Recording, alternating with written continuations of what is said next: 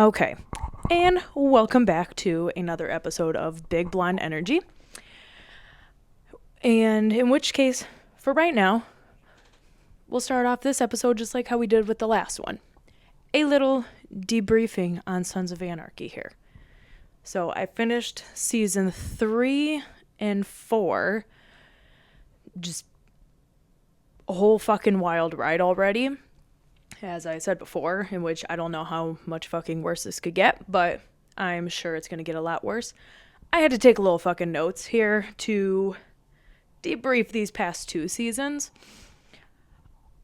The fucking deaths are unreal here. Half Sack became one of my favorites. I was like, oh, he's growing on me.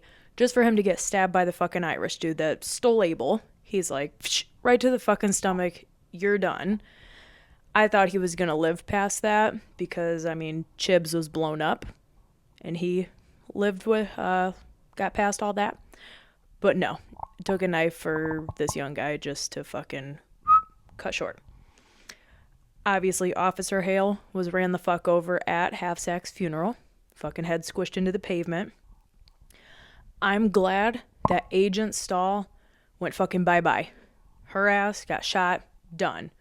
Opie got his revenge in the end when he shot her right through the fucking front seat of the car.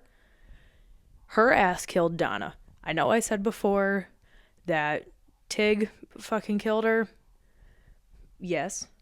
But I'm going to put the blame on Agent Stahl because she didn't fucking protect her. And she put her and Opie's ass in the line of fucking fire. And she just got fucking worse as the fucking seasons went on, too. She shot her fucking partner and said, oh, oops. And who else did she shoot?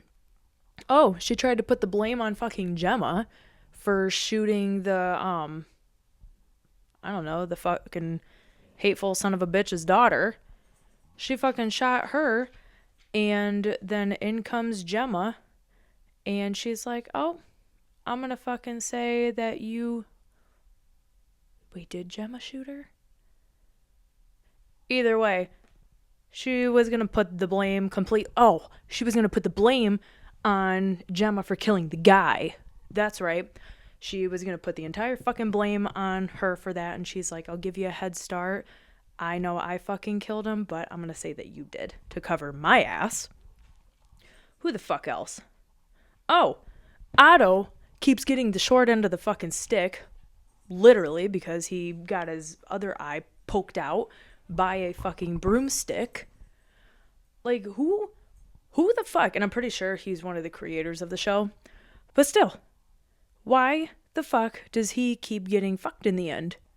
I don't get it. I mean, Bobby lied when he said that they took out Georgie, in which eventually they did, but he lied and he's like, yeah, everything that you did in here for us, we'll take care of Georgie. No, the fuck we won't. We're gonna hold on to his ass for a little bit.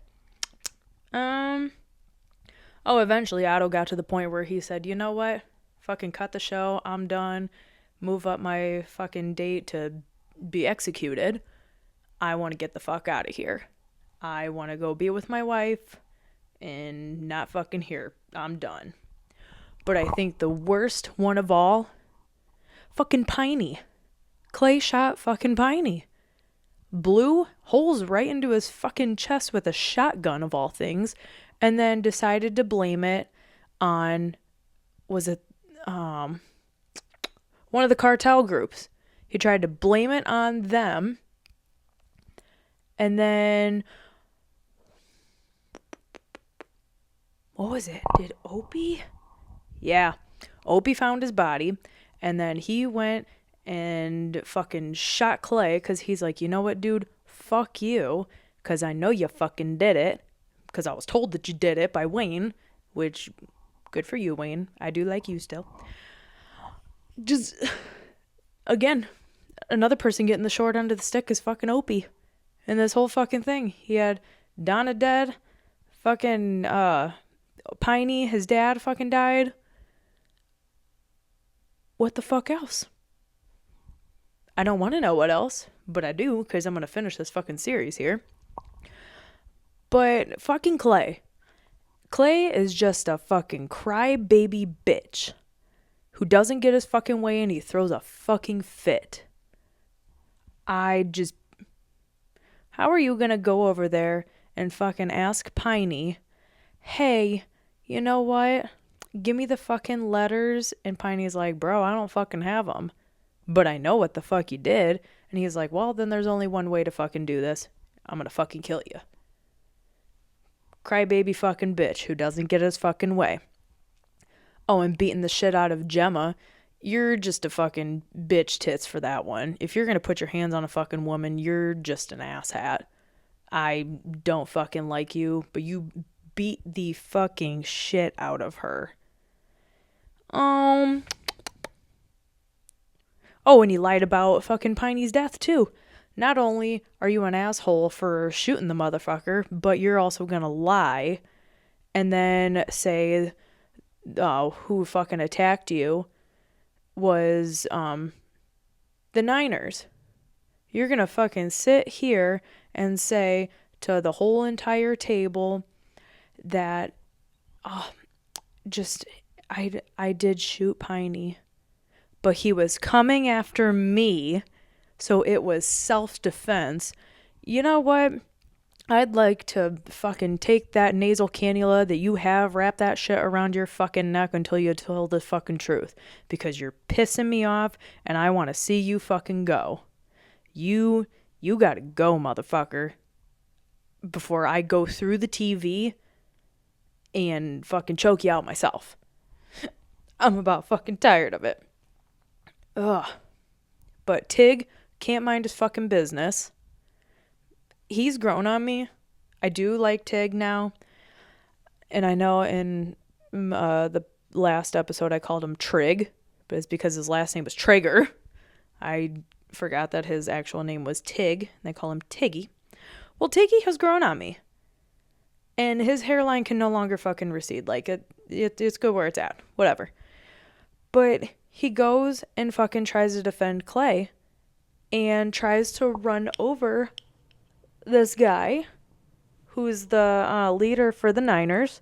And then instead, fucking his girlfriend gets blown through a window and dies.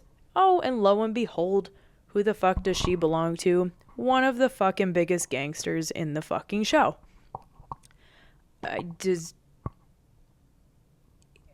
Why? Why can't you just mind your fucking business? You know Clay's a lying asshole. Why the fuck you gonna go and defend him? He isn't even your goddamn president anymore. No. Don't go and fucking defend Clay. Clay is just a lying little fucking piece of shit. I got something in my fucking eyeball here. But also Juice. Ugh. When he went to go and fucking try to hang himself, I felt so bad. He got shit on. Fucking Officer Roosevelt. He's like, oh, I'm gonna go tell your group if you don't help me that you're half black, by the way. As a fellow black man, how are you going to turn on Juice? You know the fucking turmoil that's gonna fucking create, obviously, which is why he tried to use it as leverage for Juice to help him out in his little fucking plan that didn't go as fucking planned. But whatever. Another person who has become my favorite, or one of them, is No Hands fucking Chucky. I thought his name was fucking Charlie for a hot minute, but no, it is Chucky. His name is Chucky, and he is fucking hilarious. I was gonna say funny, so it's gonna be fucking hilarious. But I love Chucky, and if anything happens to him, I am going to lose my mind. What are you looking for? I'm talking to my cat down here, Joe Burrow, because he's looking at my new chair, which, as you can tell, I got in. It only took 4 weeks, and no! Get off! His ass isn't allowed up here. He's allowed on my other chair that I used to have over here in my last video, which he could never keep his ass off of. And now he wants nothing to do with that chair because he wants the fucking new plushy one. Well, until you shit money or until you can vacuum, your ass isn't coming up on this chair. If you want to pay for this fucking chair, the money that I put into this chair on all my work hours to fucking work for it, then you can hop your little ass up here. But your orange little fur balls that I find everywhere because I know his ass gets up here when I'm gone. I leave for the gym and then I leave for my second job sometimes. I've found fucking orange hairballs, and a dead giveaway is when his ass gets right up against this fucking pillow. All down here is fucking orange because he likes to lean right up against it, and when I catch his ass, he gets kicked off. His ass is about to get an ass beating like Clay deserves. I would never do that to my cat, but better keep his ass off this chair because he's eyeballing it still from across the room. Yeah, you. Little Joe Burrow. You look like you'd make a nice hat. It's wintertime still and it's cold. But, yeah. I had an interesting weekend, though. Friday night. Right after I got off from my first job here, I was getting ready to go to my second job, in which then I hear, like, popping noises. It sounds like somebody's setting off fireworks in my backyard. I was like, what the hell? And it stopped, and then it started up again. I went out to my back window, my backyard neighbor's in his yard, and I say out the window, which I forgot was open because it was 47 degrees, but it felt really fucking nice, so I opened up my window. I forgot, and I was like, what the fuck? He probably thought I was talking to him, but I was just saying it in general. And I look out there, and there's like all the electrical wires from our telephone poles that connect to each other. Some of those were popping and sparking. And I was like, oh, all right, this is not what I thought it was. And they started smoking. So I called 911. And she's like, oh, okay, yeah, we'll get somebody out there right now. So they're just smoking. And as she said that, they caught fire. The whole line started fucking going down, started a little fire and went whoop, right down the line and singed it, and there was no more wire. And I said, well, now we have flames. So she's like, okay, somebody's on their way, like right now. I'm like, well, all right, I'll wait here. What else am I going to do? And then some more power lines started doing that, my neighbors, and then the one next door, they kept popping. And I'm like, this is probably the shitty wires that they put up because fucking Buckeye Cable last year came in through my backyard, started clipping down the old wires to put in some new Omni-fiber bullshit, tore up the fucking city for it. I don't know if it ever went through, but they left all their fucking plastic and old wires in my backyard and didn't even fucking pick them up. And I let my dog out. First of all, the fucking back gate's open. They didn't even fucking close it. So if I let her out and she got loose, do you think I can catch a fucking cane corso? Not really. And so she's out there and I'm like, what the hell is that big black piece in my yard? And I go over there and it's a fucking plastic big ass like zip tie that they put on these wires. Pick it up. I'm like, whatever. Find more fucking pieces of plastic and metal scraps in my yard. I'm like, I did not put this shit out here. So I called them and I said, hey, by the way, I have your shit that you apparently left in my backyard. I said, I will put it on my front porch, but somebody's going to come and pick this up. The woman was nice, or the man was nice. He was nice. He totally understood. He's like, yeah. He's like, that's unacceptable. I didn't say it as mean as what I just did. But I was like, well, I would have somebody come and pick it up in my backyard, but somebody apparently doesn't know how to close a fucking back fence, so I'll just leave it on my front porch. If you guys could come and pick this up, because I'm not throwing away your stuff in my garbage, because I don't know if I can throw away metal shit in there. I don't know. And I'm not trying to get in trouble and pay a fucking fee or whatever. And so they came and got it, but I'm like, you know what? It's probably these new shitty wires that they replaced, and I had no fucking power. That was the moral of the fucking story. I just rambled on. But yeah, moral of the story. Friday night, I had no fucking power from about the 2:30 until maybe 10:30. But I was working my second job anyways. And I got a text from one of my neighbors, and they're like, do they know when the power's gonna come back on? Do I look like motherfucking Ohio Edison to you? Do I look like I am out there fighting a fucking fire? I could, but I don't do that anymore. Do I look like I have a ladder and wires that are fucking replacing them out there? No, I'm sorry. I forgot my fucking electrical certificate back at the fucking workshop. I don't know. I don't know when the fuck it's gonna come back on. I'm not the one that set the fucking fire to the wires. They don't exist anymore. It's not like the wind knocked our fucking power out. I don't know. But, anyways. And then, Saturday. I ripped my fucking pants at work. Like, right in the fucking thigh area where my fat chubby thighs fucking rub together and they make friction and the jeans start to fucking thin out.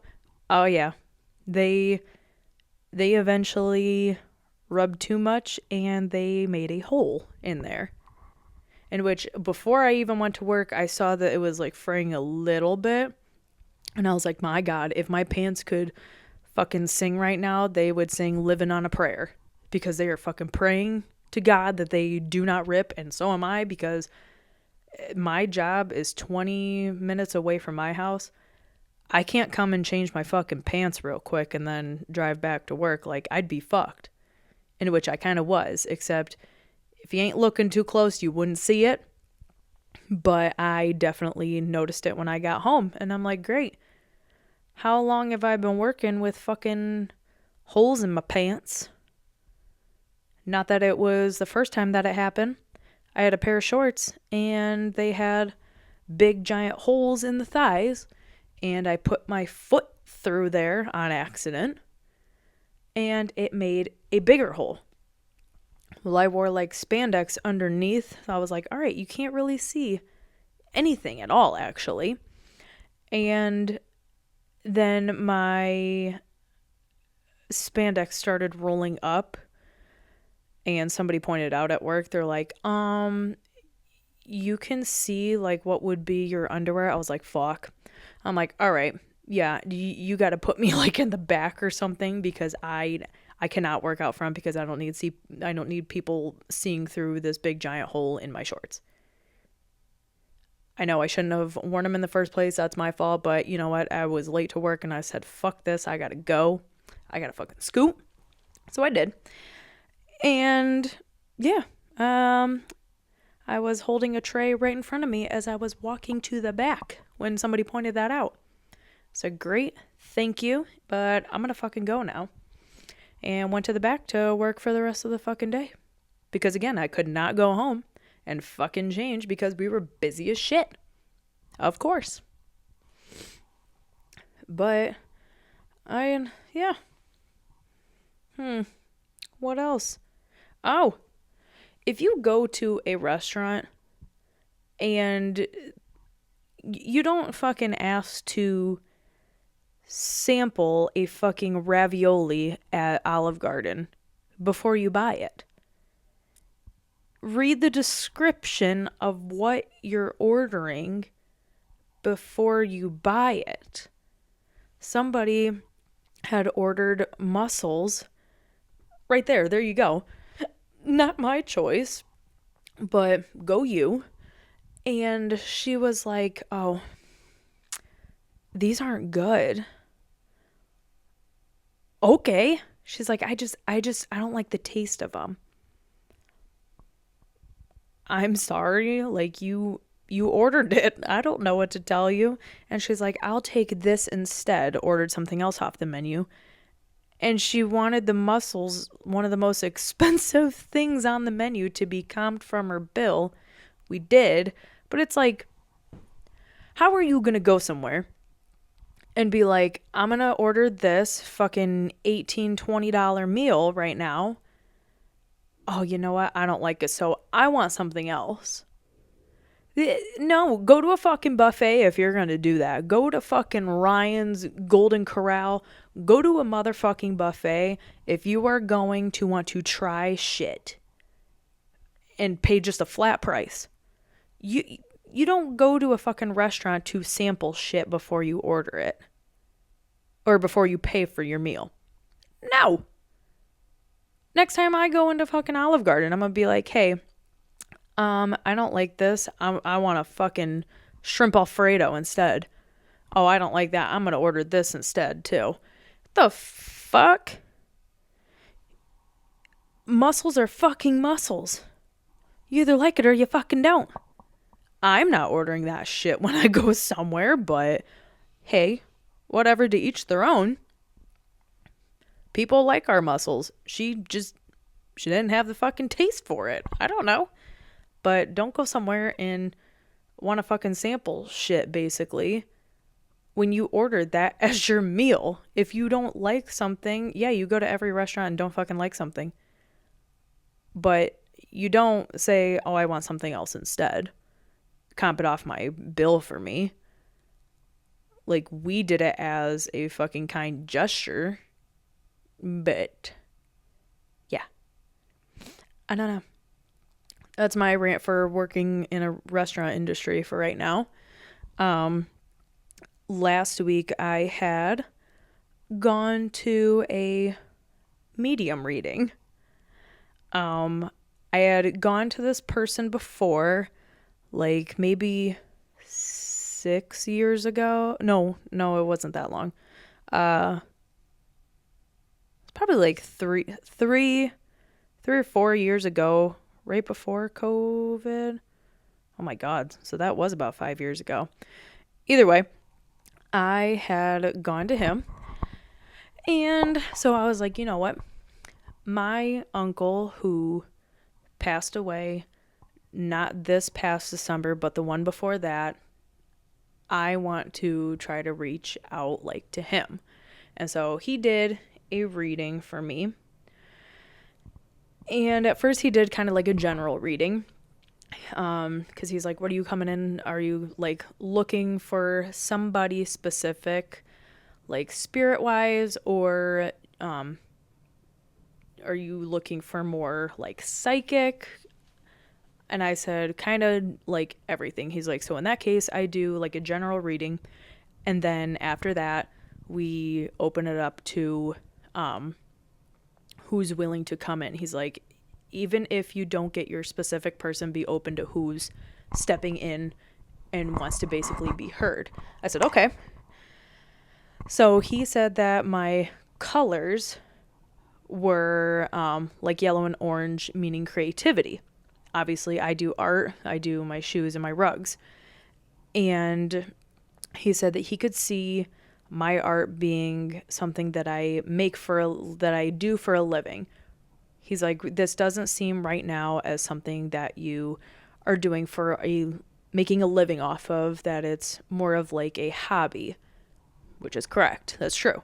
I just do these on the side for like extra fun money, or to put that money that I make back into projects art-wise. He said that another color that he sees is green, meaning like he kind of said exactly what I do. I keep to myself and push people away, and I don't let people in because of past experiences. This is true.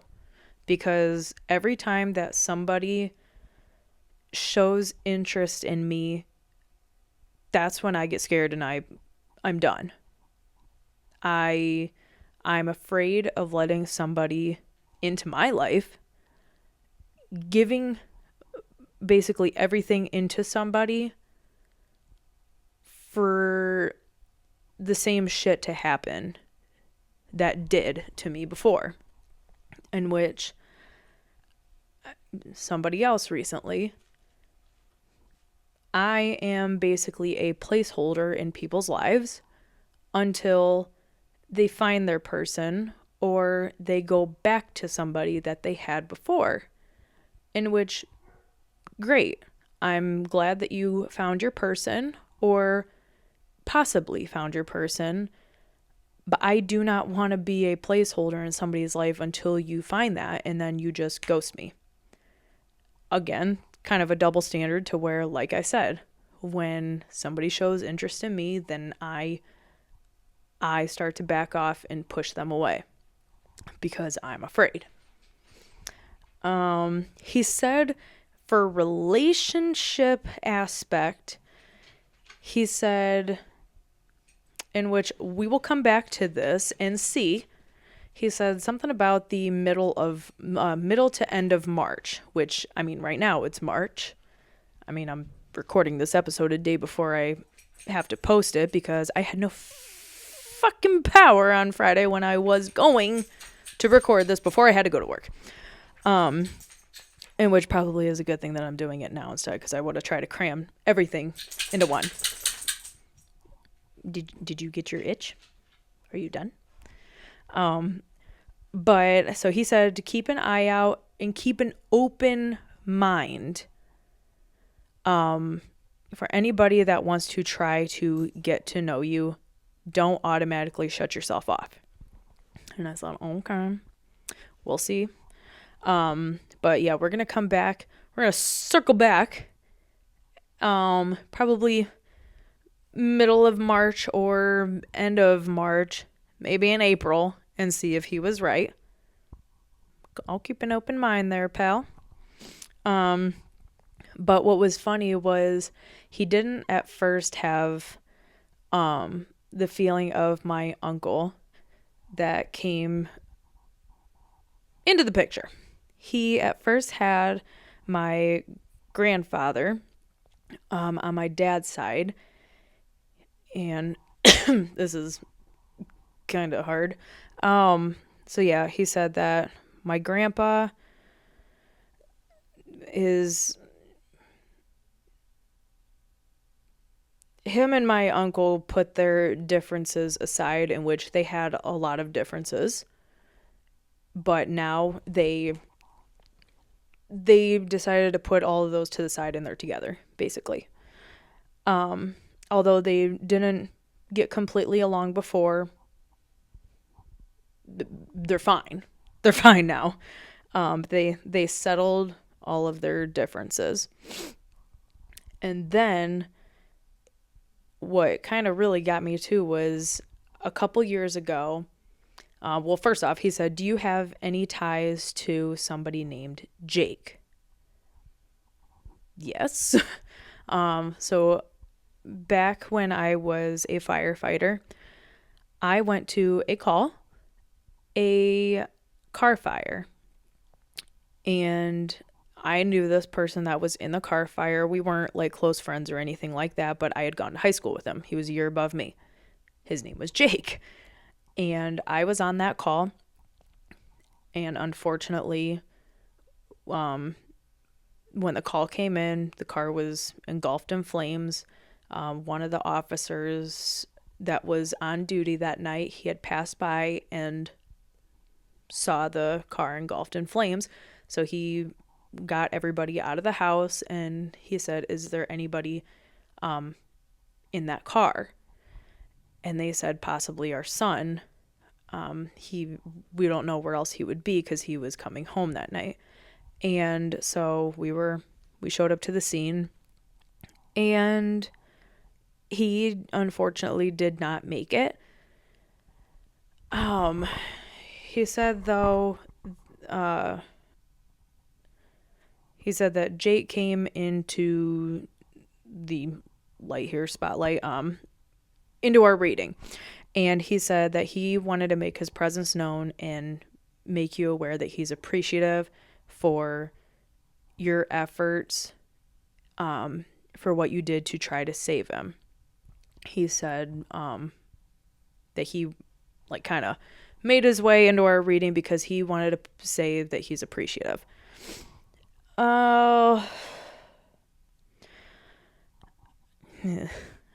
With my uncle specifically, my uncle had a heart issue. He had a lot of issues. He ended up having a stroke at one point and had to have a stent put in.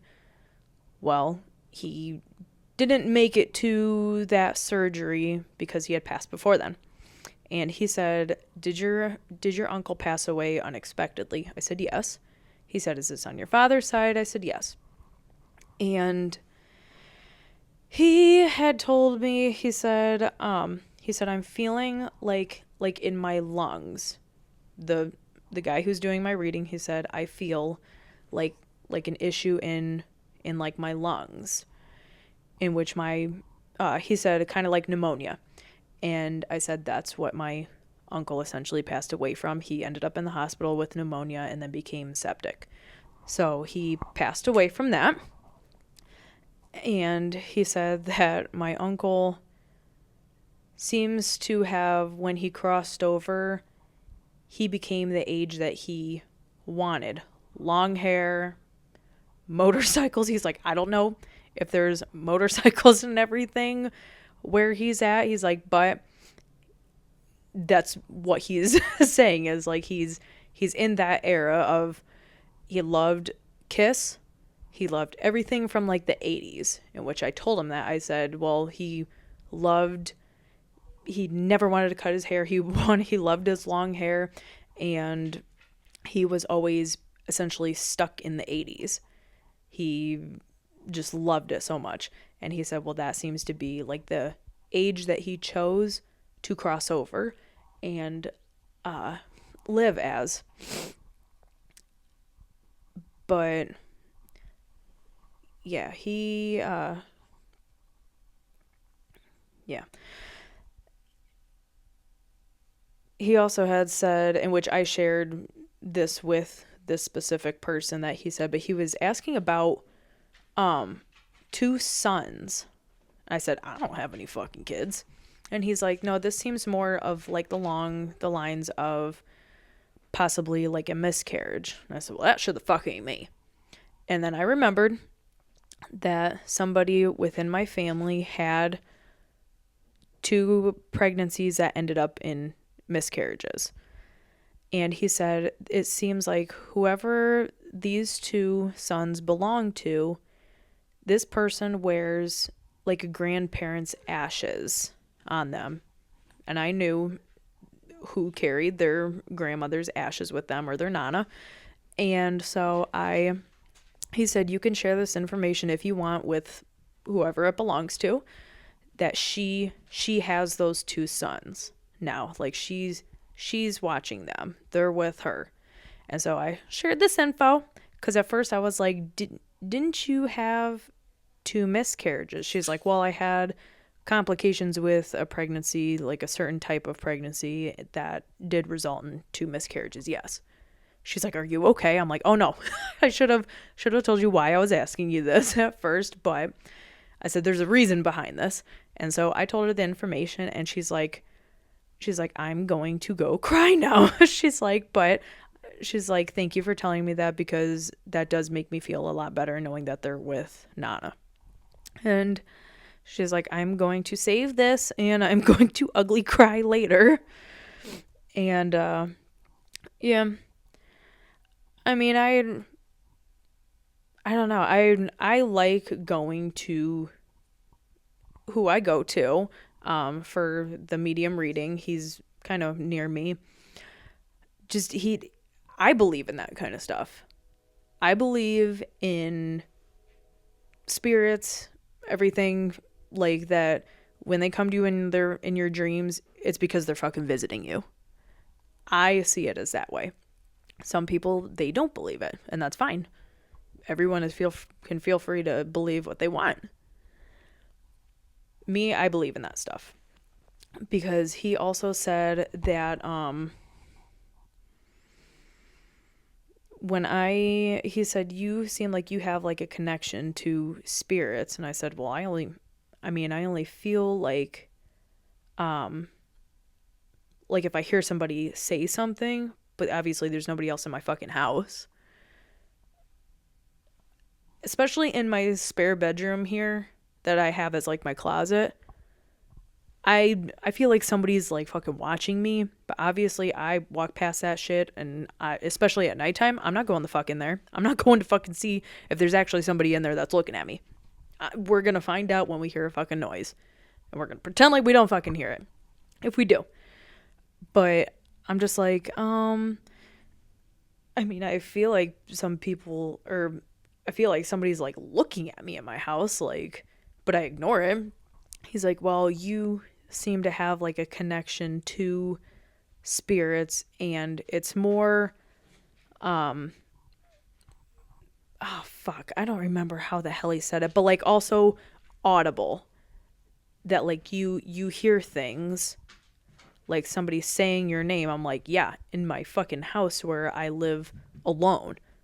And it ain't my fucking dog talking to me. If it is, I would kind of prefer that because I know who the hell it is. So my uncle, he lived near me too, and I didn't know that. My uncle was a very closed off kind of person. After he passed, we had found out that he didn't tell us everything that was going on with him because he was essentially like the black sheep of the family, to where he didn't want to feel like a burden to anyone. So he never told anybody his medical issues. Had I known what was going on, in which I found all of his medical records and read through them, had I known all of this, I could have made sure that he went to his damn appointments. I could have made sure that he was getting the help that he needed. But he didn't share any of that with anybody. And I didn't know where he lived. He lived in the same fucking town as me.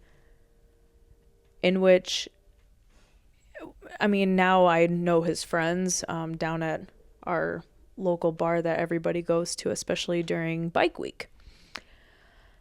I've gone up there with his friends a couple times after he's passed. Just because, I like to hang out at that bar. It's fun. Everybody goes down there and they enjoy hanging out with me. They said that my dad reminds them of my uncle, even though my uncle was like, he was well over 6 feet tall, and my dad's like my height, like fucking 5'7", 5'8" at the most, maybe. My dad's not a tall guy, but they're like, yeah, trying to talk to you, you sound and like your facial features look like Bobby. So we go down there. We went there for his birthday last year. It's called Barrel House Saloon. It's in Sandusky, Ohio. But yeah, we go there, and I go and see some of his friends sometimes. You're moving my chair, right? Like, you're kind of moving it a little bit. And in which, come over here. And, but yeah, I imagine not knowing that your uncle lives in the same town as you, and you end up going to the same bar that he goes to, and you don't see him there because you don't know that he's within the same town as you. I went to that bar probably, I don't know, like 2 or 3 times before he passed. And he was probably there because he was there at that bar all the time, they said, from like open to close. He was one of the first people that was there in the morning and one of the last to fucking leave. His friends would always tell him when it was time to fucking go, essentially. But yeah, imagine that feeling that I had after he passed away. And I didn't even know that he lived in the same town as me, let alone his apartment was about 8 minutes up the road from me in downtown. So the guilt that I fucking had with that was a big one. So, yeah.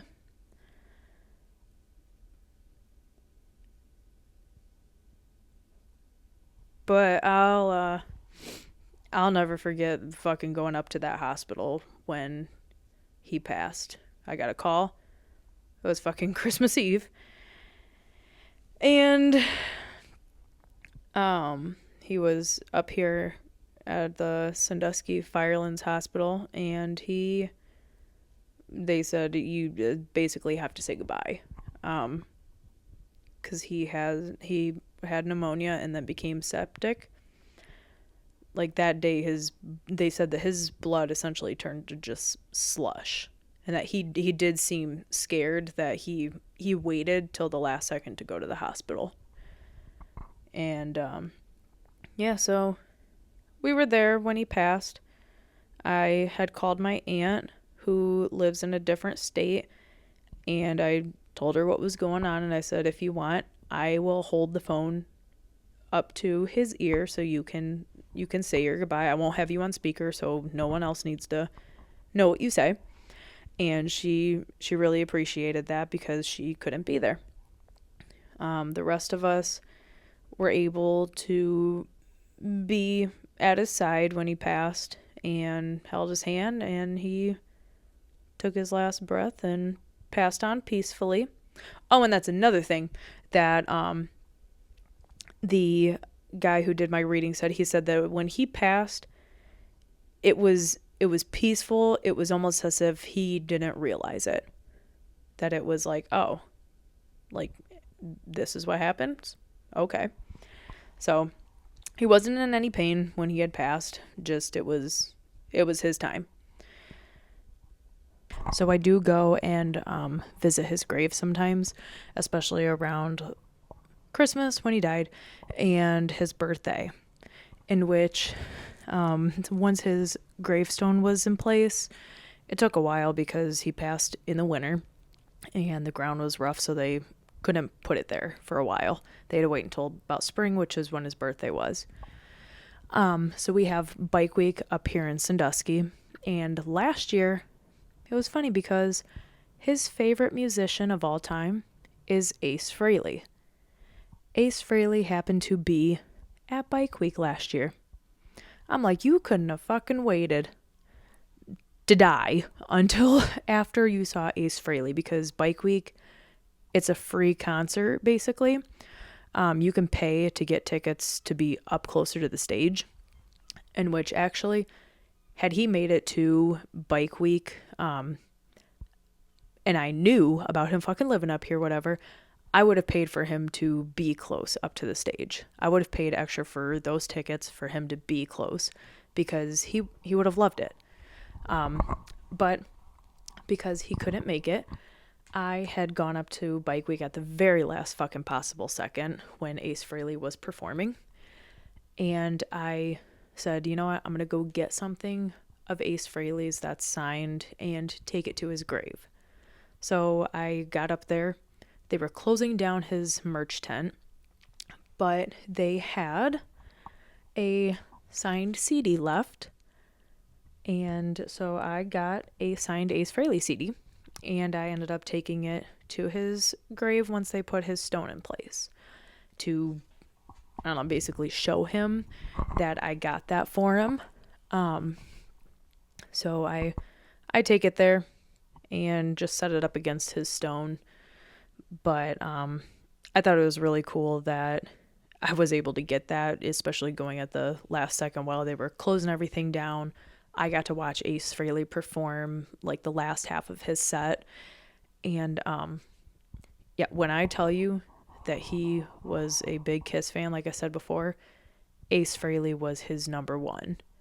So when he had passed, he had messaged me years prior to this, and he talked about getting a painting of mine, not of Ace Frehley, but of somebody else. And he never ended up getting one of my artworks. So after he passed, he was buried. He wasn't cremated. So I customized him a pair of Air Forces to put in his casket with him. And so I put all of his favorite stuff on there. I put the logo of Kiss on there and put Ace Frehley's like face makeup, the outline of it on the front of the shoe. And he also loved Groot from Guardians of the Galaxy. I don't know. That was just his favorite character from that. But I had a patient at the last job that I worked at, a little girl, and we gave out stickers to kids and they could pick their own. They have a whole shit ton of a selection to go through, like Spider-Man, fucking Peppa Pig, other animals and superheroes and bullshit. Well, she ended up taking a fucking pile of stickers out of that little sticker holder, and she kept one. She kept like a princess one or whatever, and then she put all of them back, but then gave me one sticker. And that one sticker was Groot. It says, "Get your Groot on," in which I still have that sticker up on my fridge. I was like, I'm not putting this shit back. I'm taking this home with me. She gave it to me, and it reminds me of my uncle. So I took it home, and I still have it up on my fridge with, just to remind me of him. But yeah, I put the, everything that he loved just on a pair of shoes, so that way he could end up with one of my artworks, unfortunately, in the not best of terms, but I wanted to make sure that he got something of mine from me. So I put those in his casket. And also, so I take this Ace Frehley CD to his grave sometimes. I took a picture of the CD on his gravesite. Obviously, I'm not going to leave it on his stone because somebody's going to fucking steal this. But yeah, I also, when the Chiefs were in the Super Bowl, not this past year, but last season when they won, I had visited his grave that day because he was also a big football fan. And I said, if the Chiefs win, I will come back here with a bottle of Jack and I will pour out a shot for you. I don't like Jack, but he liked it. So Chiefs won. Chiefs won the fucking Super Bowl. And so I came back to his grave with a bottle of fucking Jack, poured out a shot for him, and I also took one.